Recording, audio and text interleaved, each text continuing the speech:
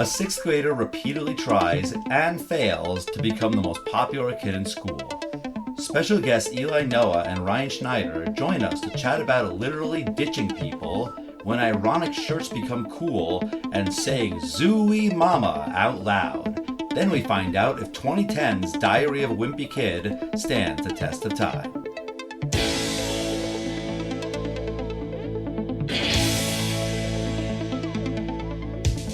Test of time, James and Alan have to say, do the movies you love still hold up today? James says Gladiator with a glut, Alan says as a father blah blah. It's the test of time, James and Alan have to say, do the movies you love still hold up today? Test of time, James and Alan have to say, do the movies you love still hold up today? Hello, everybody, and welcome to a very special episode of The Test of Time. My name is Alan Noah, and your name is James Brief.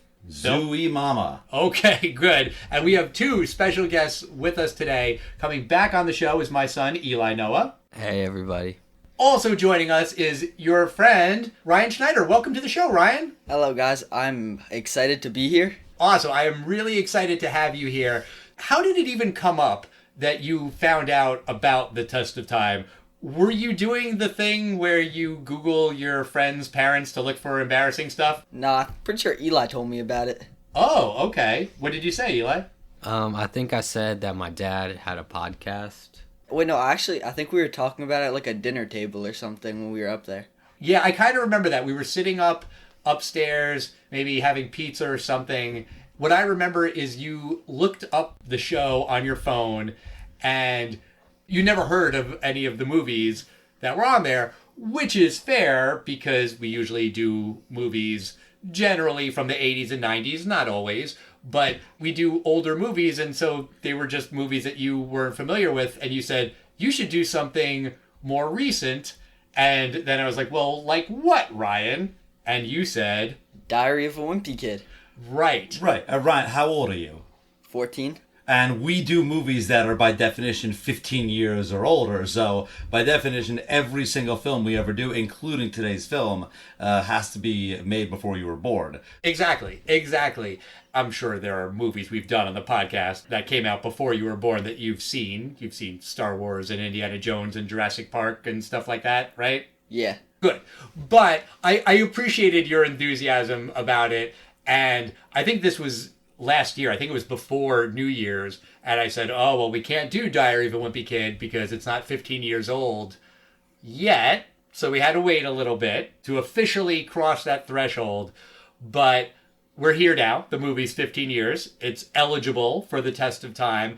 So what's your background with the Diary of a Wimpy Kid, like the books and everything? How did you first come to find these characters? I think it was like a book fair in like first grade, and I read like the first like 3 books, and then I just kept reading them. You were just hooked right away? Yeah. And Eli, you love these books. Yeah, I think at one point I had a collection of like all of them, all the books. Really? You think you had all of them? Yeah. Is there a personal favorite book? Probably Dog Days. Probably Long Haul. Ooh, all right. James, I'm going to go ahead and assume you haven't read these books. No, but I am going to say what has stood the test of time is the Diary of a Wimpy Kid, the book series, because as a pediatrician, I still to this day will see 3rd to 6th grade seems to be reading these books. Apparently, this is the 12th best-selling book series of all time. Wow. What's the number one book series of all time? You guys can figure this one Probably out. Harry Potter. That's right. But this is that huge. I mean, this is not like a little niche kind of thing that becomes a surprise hit. These are kind of seen as kind of wholesome, the kind of things you'd have no problem buying your child. I've never actually read them, so I assume they're well written. And I do know that they kind of have the doodles, like all the doodles in this film are based on the art style in the book, right? Yeah. And I was surprised by how many movies there are. There were 3 with this cast that came out in 2010, 2011, 2012. Then they made a 4th one, which came out a few years later, had a different Wimpy Kid, because at that point, the kid who's in this movie is, probably looks like you guys now. And then Disney started doing animated movies, and there's already been 3 of those. So there are 7 movies in this franchise in 15 years. That's a lot. It does make sense that they went the animated route. Oh, yeah. I don't think the character Greg in the books ever ages. I think he's perpetually like in 7th grade or something, or wherever he is. Middle school. I don't think he ever gets to high school. Ryan, you said that Roderick Rules is your favorite movie? Yeah, probably. Which one? Because there's 2 Diary of a Wimpy Kid Roderick Rules. Probably the live action one. The one that's a sequel to this movie that we're talking about today. Okay. Have you watched the animated ones on Disney Plus? No. That's too young for you? Yeah. Okay. All right, but let's get into this movie, the 2010 live-action Diary of a Wimpy Kid. James, why don't you tell our listeners what this movie is all about? Sure. This movie is about Greg Heffley. He's a 6th grader who's determined to be popular in middle school, but he's worried that his best friend Rowley will bring him down. On their first day of school, Greg and Rowley learn about the cheese touch, which means that if a kid touches a piece of cheese that's been stuck to the playground asphalt, they'll become a social outcast. Greg soon becomes an outcast for non-cheese related reasons, as he's beaten at wrestling by his rival Patty. He winds up joining the Dorky Safety Patrol, and he's beaten up again by Patty during a school play. Greg is also a terrible friend to Rowley. He lets Rowley get kicked off the safety patrol for something that Greg did. He breaks Rowley's arm, and he's jealous of Rowley's successful cartoon. Rowley ends their friendship, but when bullies force Rowley to eat the disgusting cheese, Greg steps in and tells everyone that he did it. That doesn't make Greg popular, but it wins back Rowley's friendship, which is even more important. Aww. Okay, so you guys didn't see this movie in the theater because you weren't born yet, Ryan, and you were a couple months old. I assume a lot of people did see it in the theaters, right? This had to have made a lot of money? Oh, yeah. This film was released on March 19th, 2010. It had a modest $15 million budget, and it opened at number 2 with $22 million, on its way to $64 million domestically, $76 million worldwide. You know, it made a ton of money here. Okay, so Ryan, you read the book. How long after that did you watch the movie? I don't think I knew there was a movie because I was 5. So I think I watched it when I was 7. I have to say, good for you, Ryan. You read this at 5 years old. Go Ryan's parents, too. Yeah. Oh, there. That's pretty impressive. Was this the first time you had watched a movie where before you had already read the book that it was based on? Yeah, probably. Okay. What'd you think? What was your initial reaction when you saw the movie for the first time? I thought the movie was great because it's super funny and it's just a good movie. Eli, same with you? That was your first reaction? Yeah, I liked the movie a lot the first time I watched it. I think I may have been a little bit older when I watched it, maybe 8 or 9. So you're watching this movie before you've gone into middle school. So at that point for you, this is something that is going to happen. Was that part of the appeal? This is about older kids? You know, these kids are in middle school and you're still in elementary, like that kind of thing? Maybe, but I think it also makes middle school look super scary and everything. Is that not what middle school was like for you? No. I mean, I think it definitely makes middle school look scary, and especially bullying kind of, because everybody's making fun of Greg and stuff like that. But yeah, middle school is really not that bad. I think Greg is petrified of middle school because of his brother. His brother makes him more intimidated by it. And then once that's in Greg's head, he is more susceptible to screwing things up. Also because he just wants to be popular and he's, what do you call it? A try-hard? If you're trying too hard? No? No. Oh, maybe your sister said that. Okay, I felt like I was going to use some young person lingo that blew up in my face really fast. I think the term, by the way, I always call it, you're a skibbity toilet.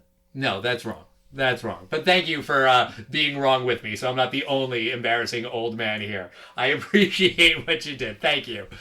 All right, well, when the movie starts, it's the first day of middle school, and Greg has to get up because he slept through his alarm, but he didn't really. It was all just a prank from the brother.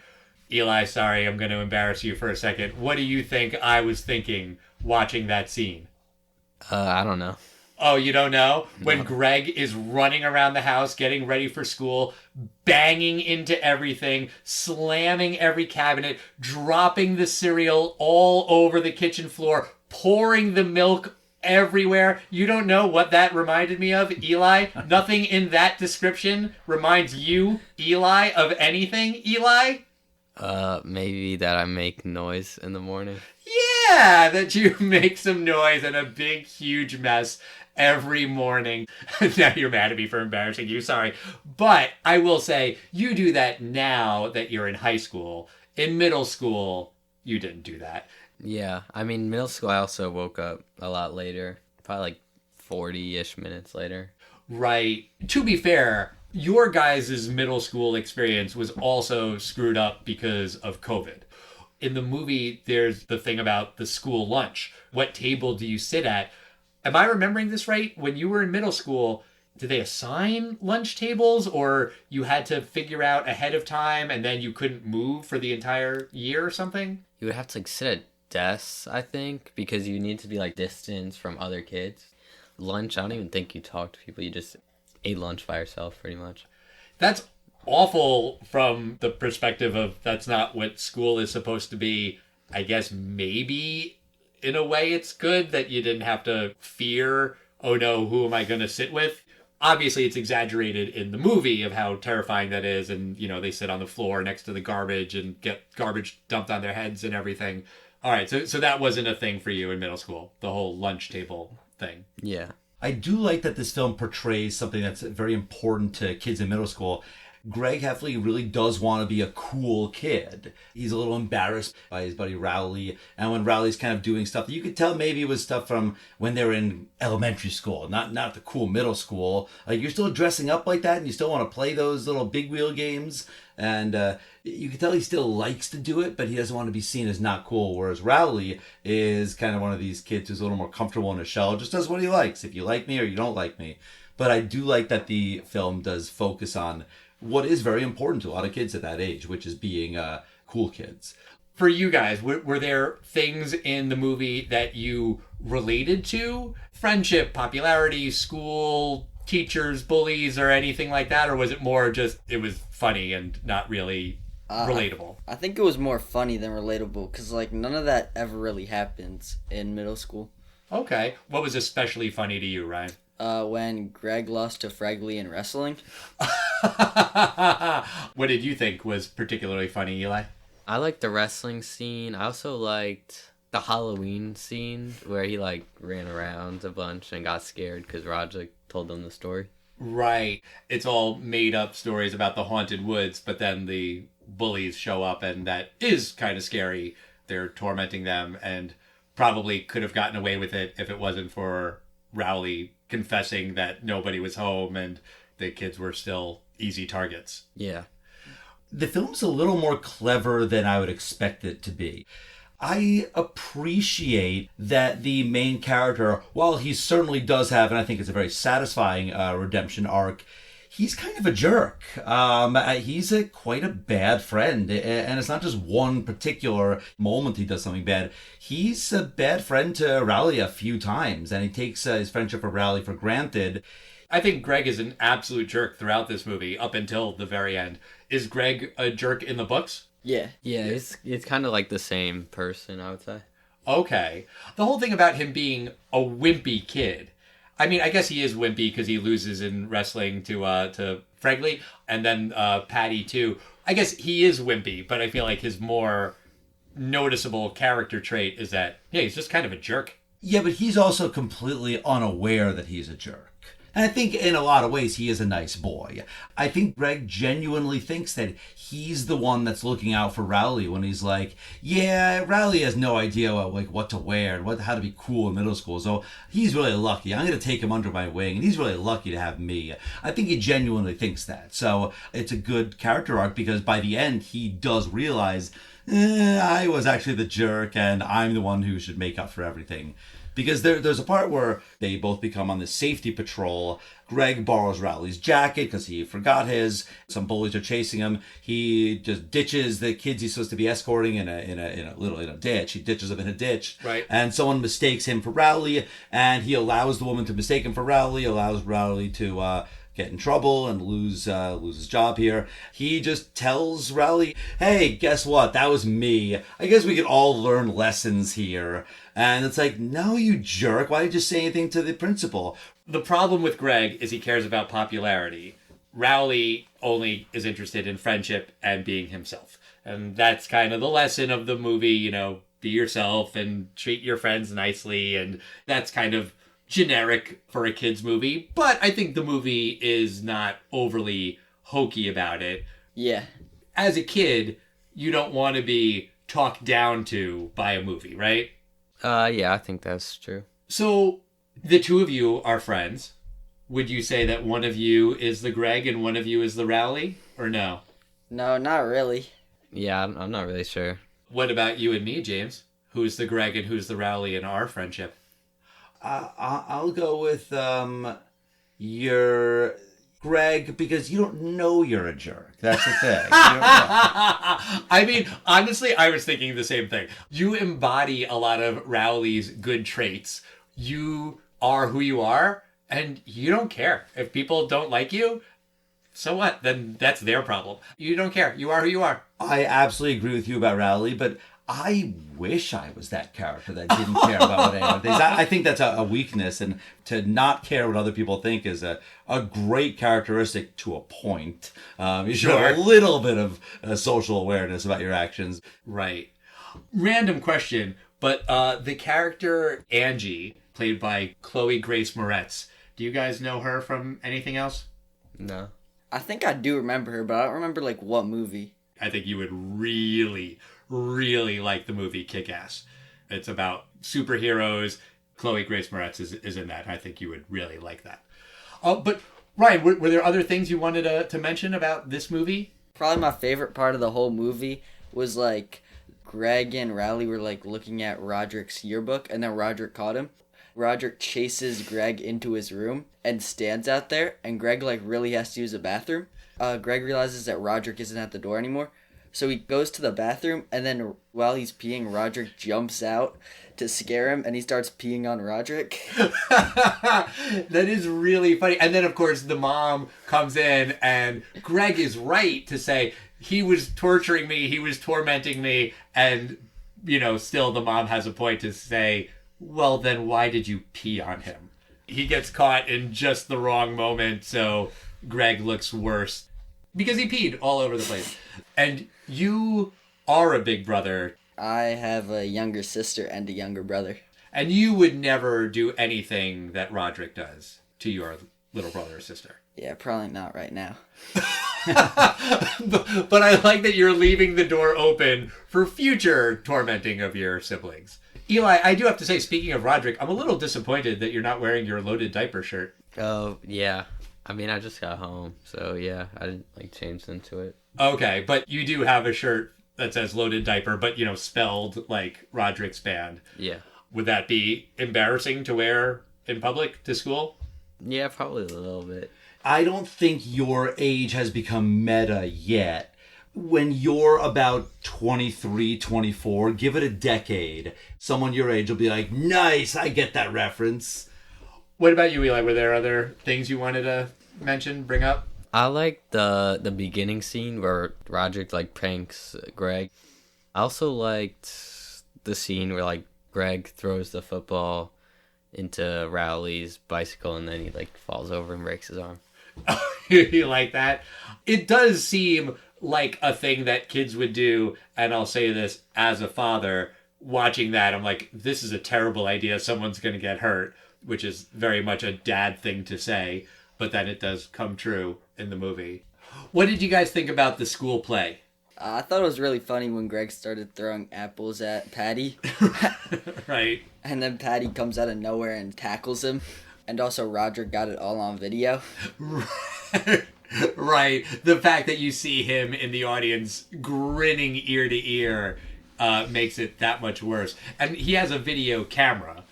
There were iPhones back in 2010, but yeah, you still might have had a video camera. What about the Cheese Touch? What are your feelings on the Cheese Touch? Well, it was like if you got the cheese touch, like no one would talk to you, no one would do anything to you. Like that one kid that got the cheese touch, he had to move away because no one would talk to him. Everyone was avoiding him and everything. Is that funny? No, not really. I felt kind of bad for that kid. You felt bad for the kid. What about you, Eli? I like the cheese touch. I feel like, yeah, it's kind of similar like Cooties a little bit. We watched this movie on the way up to a thing at a dude ranch upstate. It was with the Girl Scouts, and one of the other little kids who was there was running around tagging people, and, you know, he would just touch them and say, tag, you're it. And sometimes he would just touch you with his finger and say, cheese touch, and then run away. And, you know, it was right after we watched the movie. So I think cheese touch, kind of like, you know, loaded diaper, is just a reference, right? Like if you know Diary of a Wimpy Kid, you get it. And then at the end, when Rowley has to eat the cheese, and then Greg says that he did it. No, what are you shaking your head for? You would do something like that for your friend? No, I'm just thinking about like how disgusting that cheese must have been.